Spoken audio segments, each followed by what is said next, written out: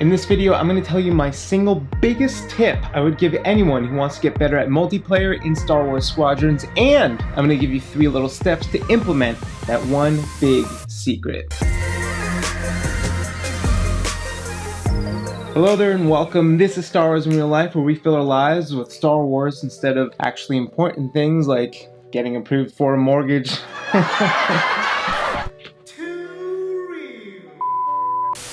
If you're watching this video, I'm gonna go ahead and assume that you've already watched everybody else's videos on how to get better at Star Wars Squadrons, but you're still frustrated. You've played the story mode, you know how to boost drift,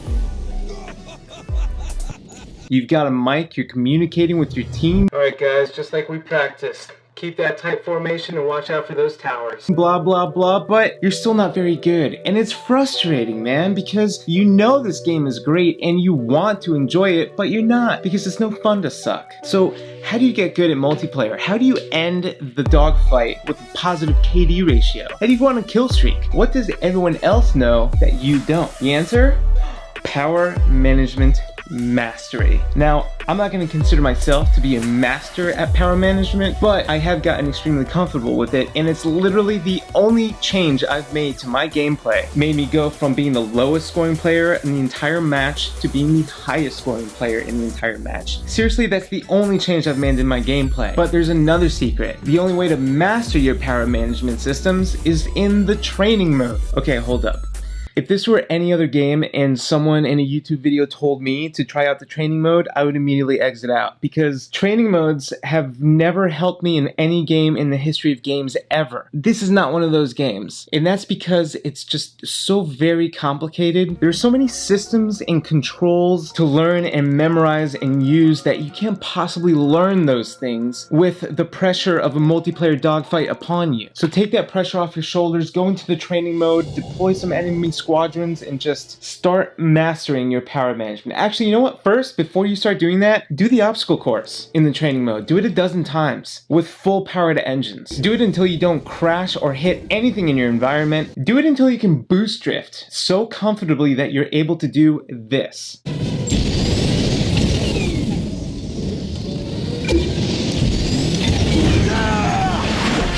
That's one hell of a pilot!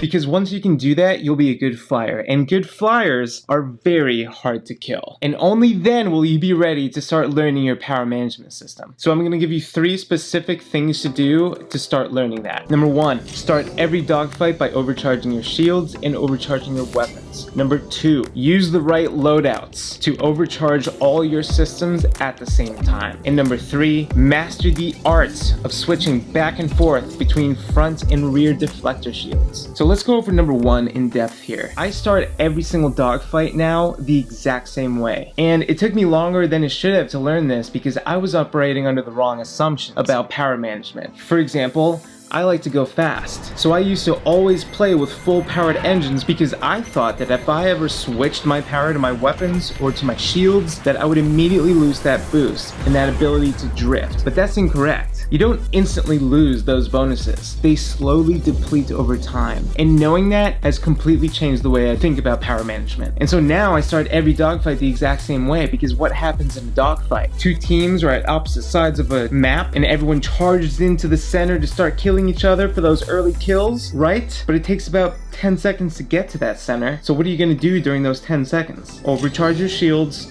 overcharge your weapons. That way, when you're flying to the center, you're going into that firefight with the best defense and offense possible. Number 2. So once I knew that, I then started to pay more attention to the loadouts that I was using. For example, did you know that if you used the Gyre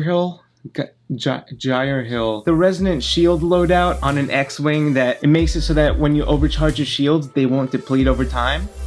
And if you use the Incom Slam engine, it makes it so that when you overcharge your boost, that won't deplete over time. Do you know what that means? That means if you have these loadouts, you can manage your power in such a way that you can have all of your systems completely overcharged to the max at the exact same time. Can you imagine? People are gonna be shooting at you for hours wondering why they can't kill you.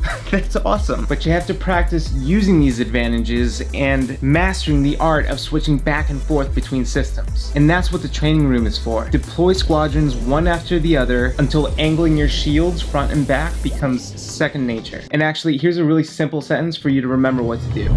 Watch your ass. 90% of the time, you are going to get killed from behind. That's dogfighting in a nutshell. The first person to get behind their enemy wins, right? Go watch Top Gun. You'll see. I got him. He's right on us. He's between our tails. I'm gonna hit the brakes. He'll fly right by. No!